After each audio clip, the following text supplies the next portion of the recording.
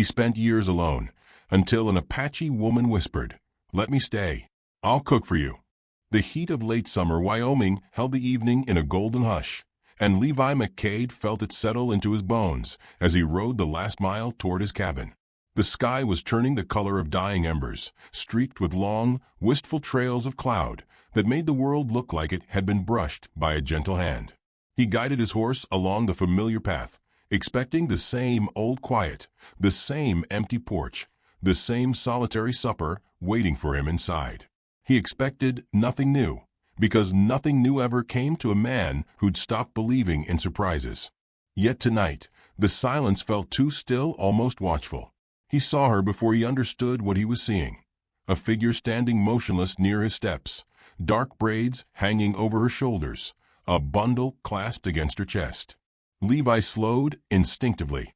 For a heartbeat, he wondered whether he was staring at a ghost from the desert, conjured by his own tired mind. But as he inched closer, the figure lifted her chin. Eyes deep, wary, and desperate met his, and he felt something shift inside him, something old and half-forgotten. He dismounted without thinking, boots crunching against dry earth, and the sound seemed to make her tremble. The bundle in her arms looked more like a pack of belongings than anything threatening, though he could tell she clutched it as if it were the last proof she had of herself.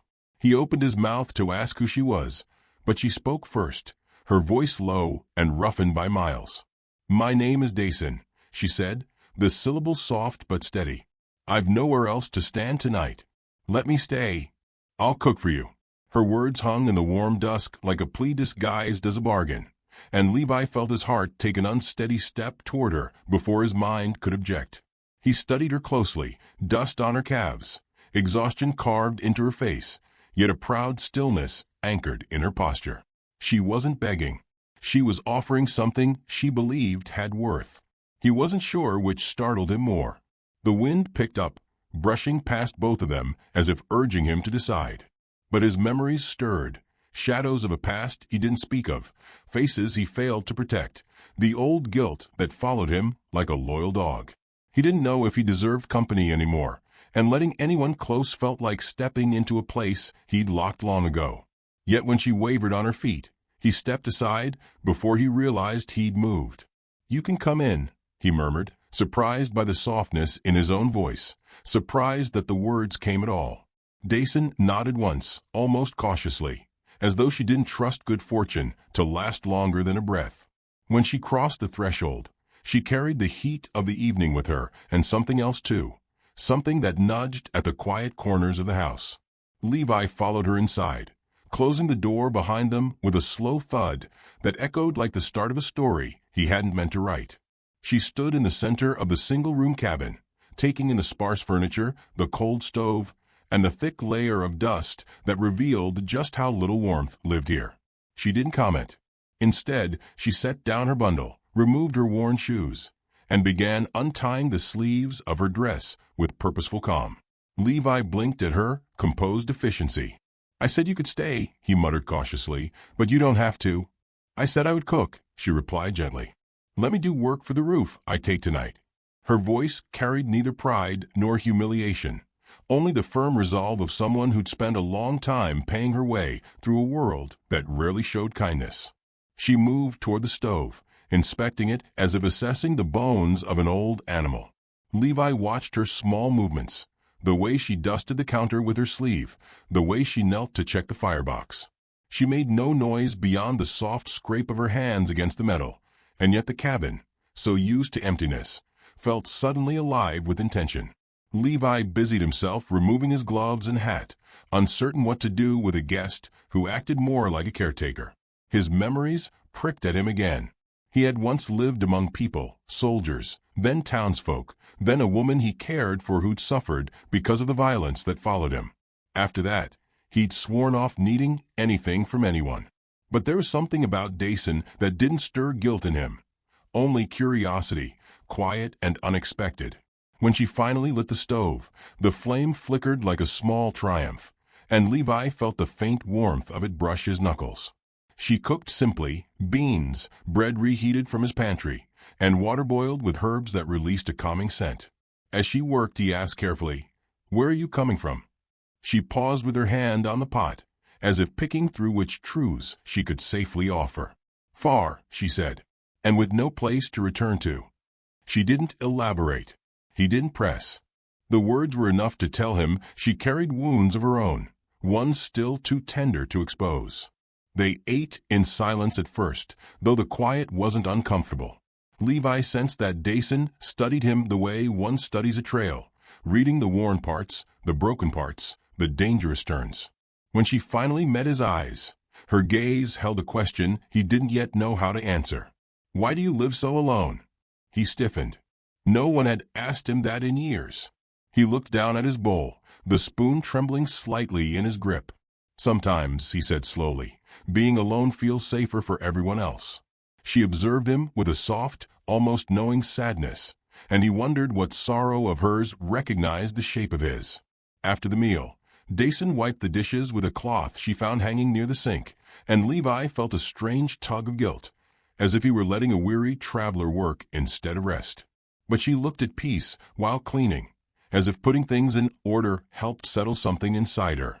When she brushed her braid over her shoulder and pushed loose strands behind her ear, he realized she was younger than he first thought.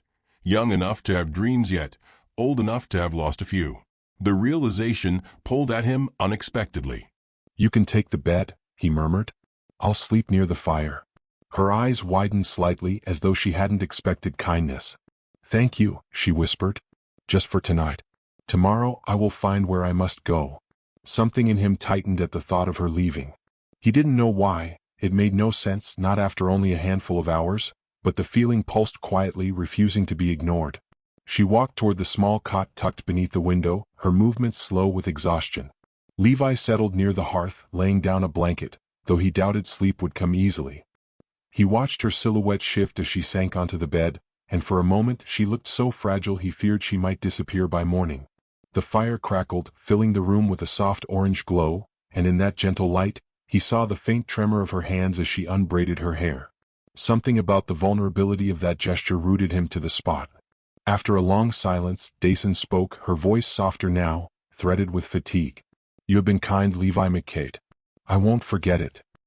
He opened his mouth to reassure her that she owed him nothing, but the words tangled on his tongue. He wasn't sure what he wanted her to believe. Perhaps he didn't want kindness to be the only thing she saw in him. Perhaps he wanted her to see the man he might still be, if someone gave him a chance. He shifted closer to the fire, feeling its warmth seep through his shirt, grounding him. Outside, coyotes cried in the distance, lonely and restless. The sound brushed against his nerves, reminding him of all the nights he'd spent listening only to the wind. But tonight, there was someone breathing softly in the corner of his home, someone whose presence unsettled and soothed him in equal measure. It felt too new, too tender, too unpredictable. He told himself she would leave in the morning, that this was a simple act of compassion and nothing more. Yet the thought didn't settle comfortably in his chest. He found himself wondering what tomorrow would feel like with her footsteps still echoing on his floorboards. Wondering whether she might stay long enough for him to forget the sharp edges of loneliness. Wondering whether he deserved such a possibility at all. She shifted slightly on the bed, pulling the thin blanket up around her shoulders. Her voice floated across the dim room once more, barely above a whisper. "Good night, Levi." He swallowed hard, the sound catching in his throat. "Good night, Dasan." The fire dimmed, the cabin grew quieter, and Levi closed his eyes, though he didn't sleep. Not yet. Something in the air felt changed, fragile, expectant. As if the night itself held its breath, waiting to see what morning would bring, and Levi found himself waiting with it, wondering what unseen path had just opened beneath his feet, and where it might lead him next. The dawn arrived pale and trembling, spilling gold and rose across Levi McCade's cabin, brushing over the wooden walls that had known years of silence. Dasan stirred beside him, the first light catching the soft curve of her face, her dark braids falling loose across the pillow. She looked smaller than he remembered in the dark, vulnerable, yet with an unyielding dignity that had held fast through deserts, dust, and danger. Levi lay awake, listening to the quiet breathing that had become the rhythm of his world, and he realized with a shock that made his chest tighten, that he could no longer imagine the cabin without her presence. The thought of emptiness seemed almost unbearable now, like losing a limb he hadn't noticed was gone. She rose silently, moving to the small stove with the grace of someone who has made survival a form of poetry. Levi watched her, noting the careful precision of her fingers, the way she arranged the cooking implements as if each had a story to tell. She hummed softly, a low, haunting tune in Apache, and he felt it sink into the corners of his heart, warming spaces long frozen. He wanted to ask her to stay forever, but the words were tangled in his throat. Instead, he simply handed her a tin cup of water, and their fingers brushed lightly, again that faint spark, the quiet acknowledgement of a connection neither dared name aloud. Breakfast was sparse but comforting, a ritual that seemed to mark the beginning of something tender, fragile, and terrifying all at once. Dasan spoke little, but each glance carried an unspoken conversation.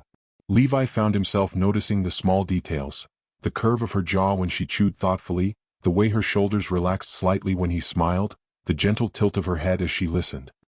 He realized that he was waiting for her words more than his own hunger, and it startled him, this sudden craving for companionship he had denied himself for so long.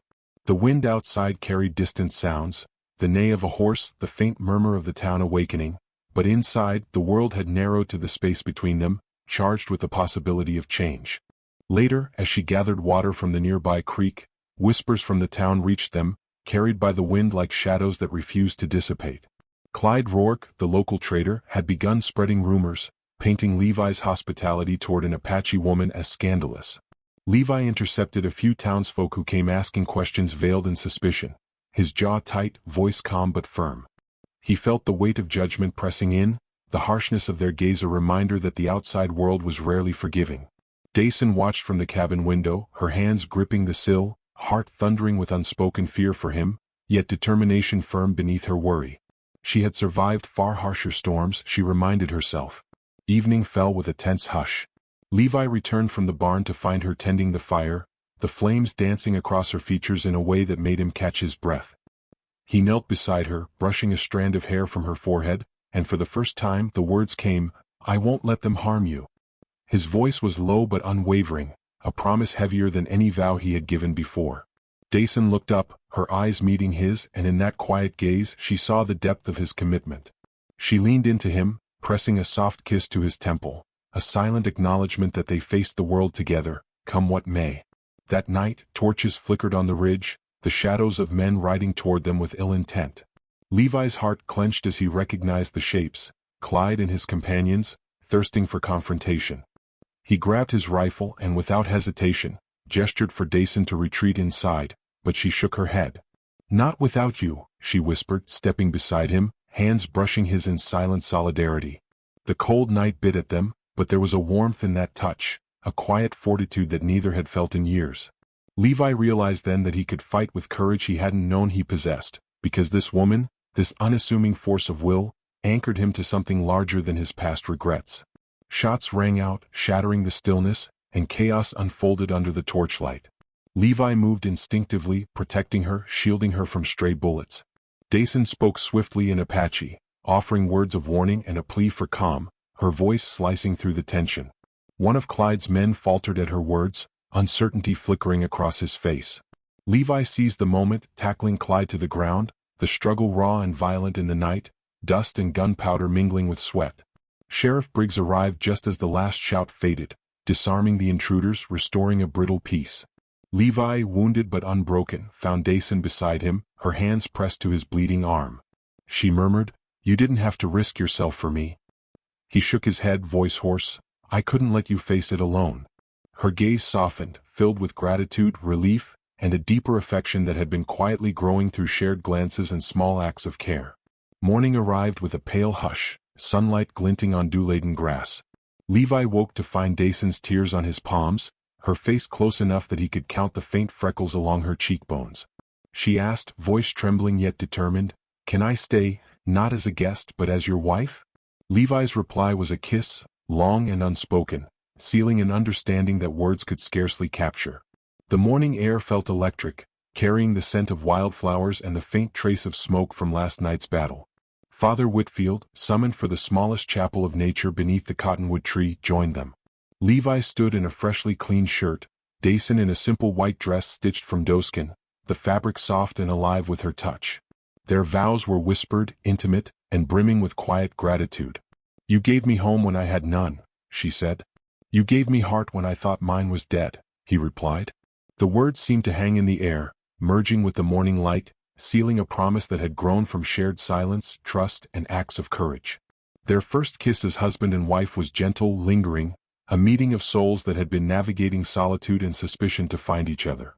The cottonwood branches swayed above them, and for the first time in years, Levi felt the world as a place capable of tenderness. Weeks later, the narrator, the older, softer Levi, remembers the way their lives transformed. He speaks to the listener, the reader, his voice carrying the weight of experience and the lightness of hope. He says love rarely arrives with fanfare. Often, it comes quietly, as a tired woman offering to cook for you, as someone willing to see the parts of yourself you thought lost and tend them back to life. He reminds that courage is found not in confrontation, but in choosing to open one's heart despite fear, and that dignity is earned in protecting what we value with humility and devotion. Levi reflects on the years he spent alone, on the nights of silence that had seemed interminable, and acknowledges that he had believed himself too broken to deserve companionship. But Dasan had arrived, gentle and resolute, and in doing so, rebuilt a man who had forgotten how to hope. He leaves the listener with a final truth, soft and enduring: when someone asks to stay, let them. The right person will not just enter your home, they will restore the part of your soul that thought it was gone forever.